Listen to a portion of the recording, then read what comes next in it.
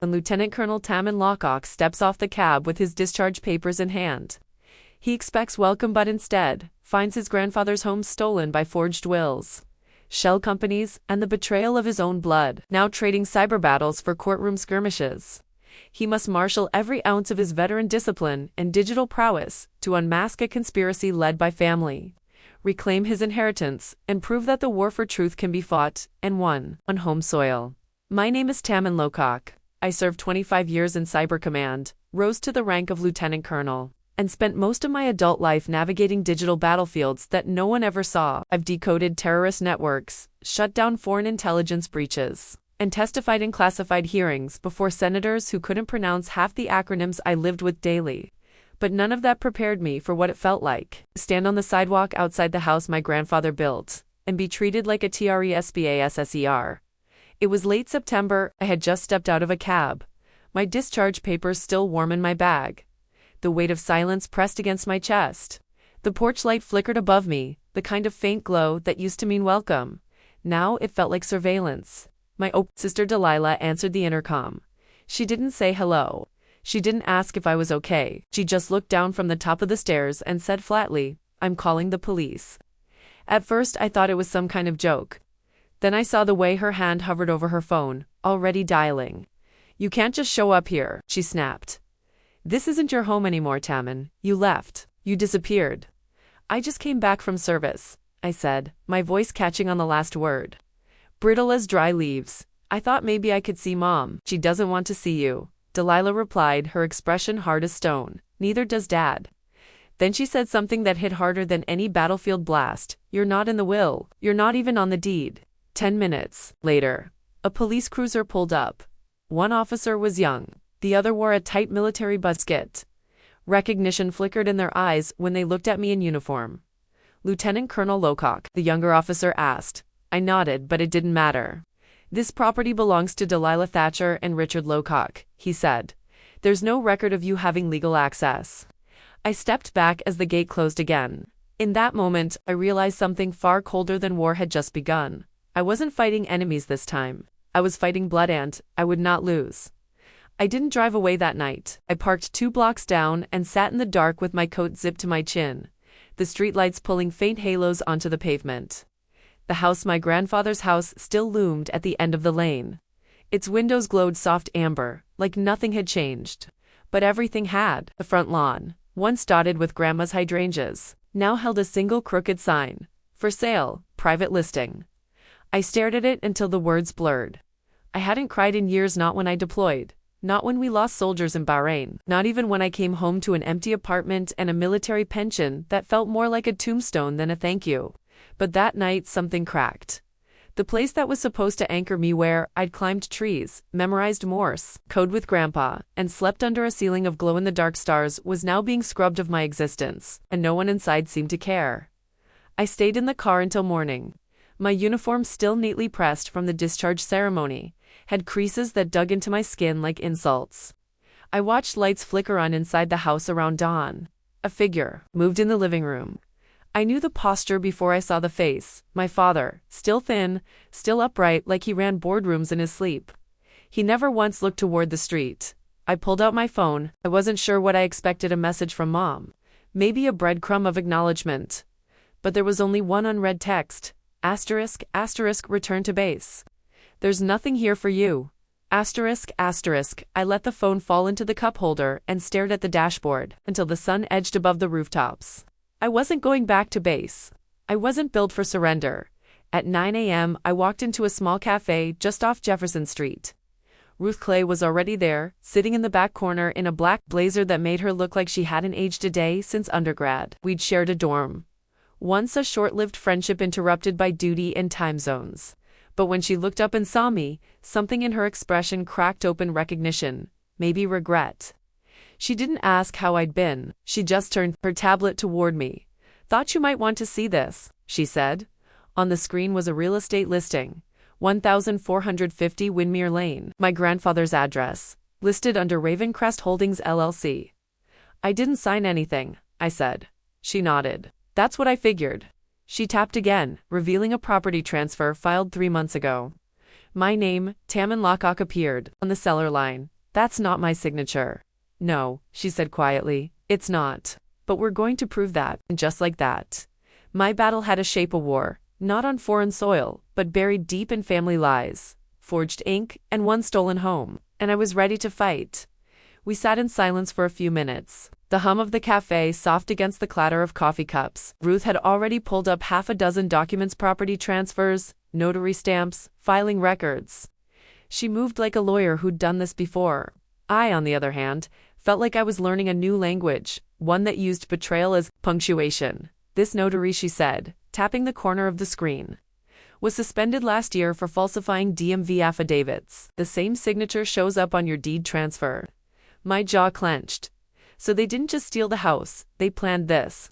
They did more than plan it, Ruth said, flipping to another file. They moved fast and they made it look clean. I shook my head. Delilah said I wasn't on the deed, that I'd been cut out of the will. Ruth looked at me carefully. Your grandfather left the house to you, didn't he? I nodded. He told me in person, said it out loud the day before he died, but you never saw the paperwork. She reached into her briefcase and pulled out a printed county registry record. They filed a new will a month later. That one leaves everything to your father and Delilah. My stomach turned. They forged the will, could be, or coerced it. Either way, it's not consistent with the version you remember. I kept copies, digital backups, maybe even his old video journal. Ruth's eyes lit up. If we find even one inconsistency, timestamps, handwriting, witness credentials, it's enough to open a civil claim. I leaned back in my chair. They told me to my face that I didn't matter, that the house wasn't mine. And now I find out they buried a trail of fake documents under a shell company. Ravencrest is the buffer, Ruth said. Brian Calloway's name shows up on Associated Logistics filings. My hand stiffened. Delilah's husband, always traveling, never clear about where. Ruth opened her legal pad and began jotting notes. I'll file an injunction to freeze the title. We'll subpoena the notary, pull all land records for Windmere Lane, and start tracing Ravencrest's ownership tree. It was methodical. Ruth moved with the precision of someone who didn't flinch at power plays. And yet, I couldn't help feeling like a child again, locked out of her own house, watching the adults steal Christmas. They think I won't fight back, I said. They don't know you, Ruth replied. That night I drove past the house again. The porch light was off. The hydrangeas were gone. The place looked polished and wrong, like someone had tried to erase the memory of a life and missed. Only the ghost in the sidewalk cracks. They took my home on paper, but I had a pen, and I was going to write myself back in. The next morning Ruth called me early. I pulled the utility records for the house, she said. Power spikes like industrial load for what? I asked. No permits filed, no business license, no renovations on record. That's the thing, she replied. But someone's definitely running equipment that shouldn't be in a residential basement. The silence between us sharpened. I knew that kind of vague, shadow, powerful threat, quiet, and always hiding in plain sight. I need to see it myself, I said. I figured you'd say that, Ruth warned. Be careful, Tamun. That evening, I parked 2 blocks from the house again. Windows cracked just enough to let the fall air bite my skin. I had no plan, just instinct. Around 10:45 p.m., a man appeared across the street, mid-40s, baseball cap pulled low, jacket zipped tight. He didn't look at me, just leaned casually against a lamppost. When he walked away, I noticed something wedged under my windshield wiper, a plain piece of paper. No envelope, one line in all caps. Asterisk, asterisk, if you're really Tamun, meet me at alley, 9:11 p.m., come alone. Asterisk, asterisk, I hesitated for less than a second. The alley behind Windmere Lane was barely lit, chain link fences, old recycling bins, and the faint smell of oil and dust. He was already waiting, weathered face, mechanic's hands. A Marine Corps tattoo faded on his forearm. I knew your grandfather, he said, before I could speak. Name's Ethan. I fix cars at McRae down the road. I've lived here long enough to know when something ain't right. I stared at him, not trusting easily. They say you're unstable, that you've got issues from combat. That's what your sister tells the neighbors. I didn't flinch. Let them talk. But I've seen men come at night, he said. Vans, no plates, always black. They back into the alley, unload crates, real quiet. Always the same guy watching, real tall, wears gloves, never speaks. He paused.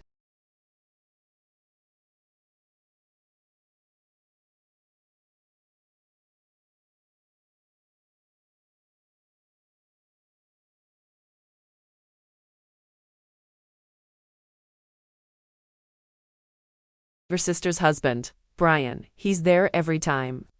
Tightness gripped my chest. Did you see what they brought in? Couldn't get close, but it ain't furniture. Boxes get locked inside that basement door, and then power use jumps through the roof. I slipped a small audio recorder from my coat pocket and held it tight. I need to see it myself. That's not smart, he warned. These aren't folks who care about laws. I don't care if they care, I said. That night I dressed in black, clipped a camera to my collar, and returned to the alley alone. I stayed low, using a half-burned fence for cover. At 12:30 a.m., I heard the first low engine growled. 2 black trucks rolled in, lights off. 4 men climbed out, one of them was Brian. He moved with confidence, gesturing toward the back entrance, like he owned it. I recorded everything, their movements, their faces, the time. Then Brian stepped into the warehouse and I followed. I couldn't get close enough to see inside, but I found a vent with a clear audio path. I slipped the recorder inside and waited. Voices filtered through the metal. Greater than officer finds out no. Warnings favor the tie. I stopped breathing. That voice, I knew it. Southern cadence, gravel-lined, slow and deliberate. My father, he wasn't just complicit, he was leading it. I backed away, handshaking around the recorder.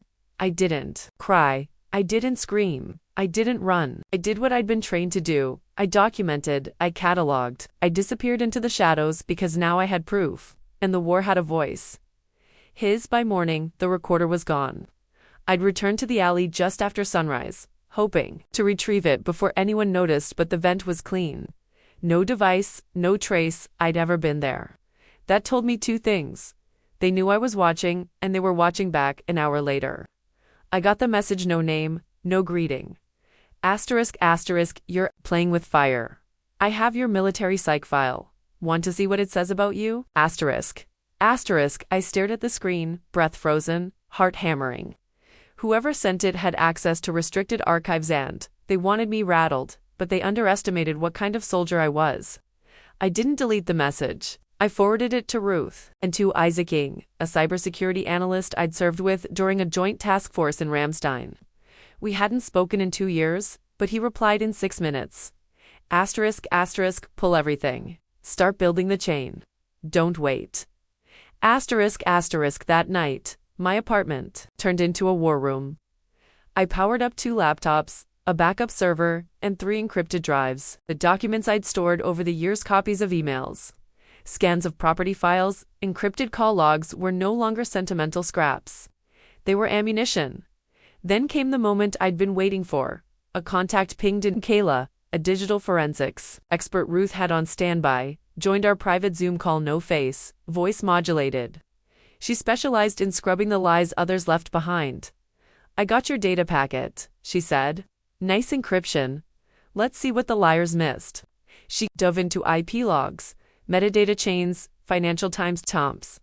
Isaac traced shell company transactions. Within hours, they had a map of Ravencrest, Brian's logistics firm, Delilah's personal account, and a series of midnight wire transfers that stank of laundering. Then, Isaac froze. "Wet the signature on the leasing contract. It's your father's. He authorized warehouse storage under Ravencrest." I leaned back. The air sucked from the room. He hadn't just known, he'd signed off on all of it. "I'm filing an injunction," Ruth said. "Forgery, fraud, and conspiracy to commit federal contract abuse. We go to court now." I stared at the screen where my father's name sat under land use supervisor. They stole my house. Now, I would take back the ground they stood on, one paper at a time. 2 days later, we walked straight through the front gates. No more circling the block, no more hiding in shadows.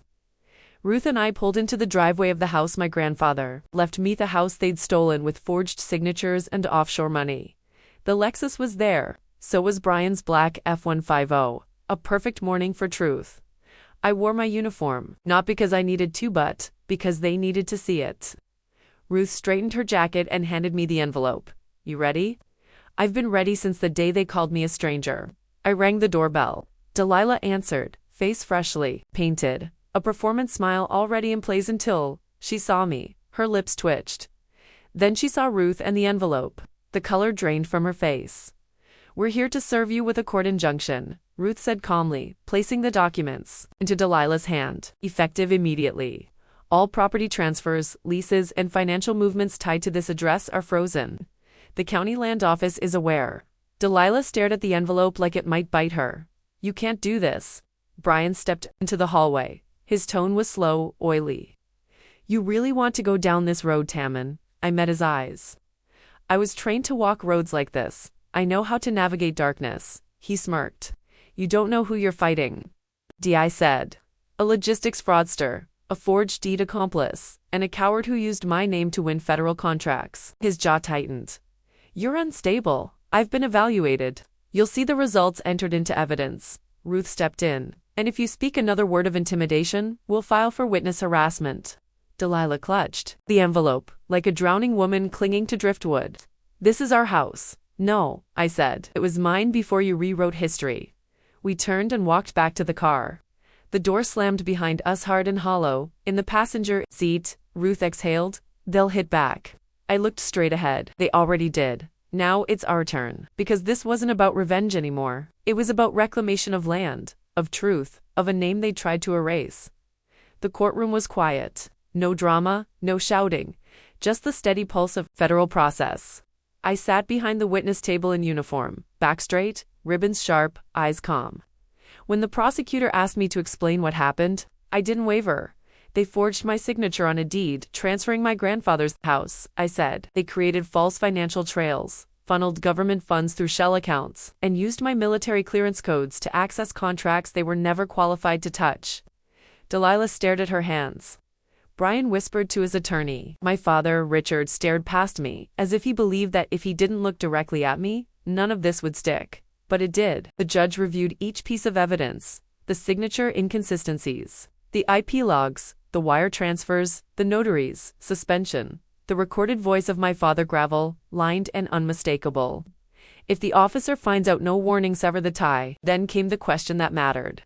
In your opinion, Colonel Lockach, the prosecutor asked, was this a deliberate conspiracy? Yes, I said. They didn't just try to erase my name. They used it and they built an empire on silence. The court ruled Delilah 6 years. Brian and Richard Lockach 10 years. No parole.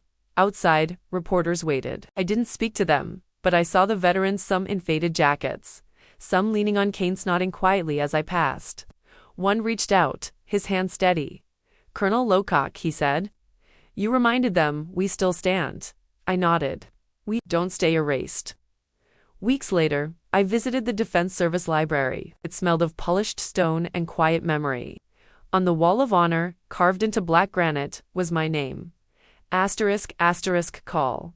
Tamun Lockach Sieber Command. 1998 to 2023, ***, no one could take that from me, not my father, not Delilah, not anyone who tried to make me forget what I stood for. I stood for truth, not vengeance. I walked out of the courtroom not with their house, not with their money, but with my name, my honor, and the kind of justice that doesn't come with noise. It comes with clarity. In that silence, I stood unshaken.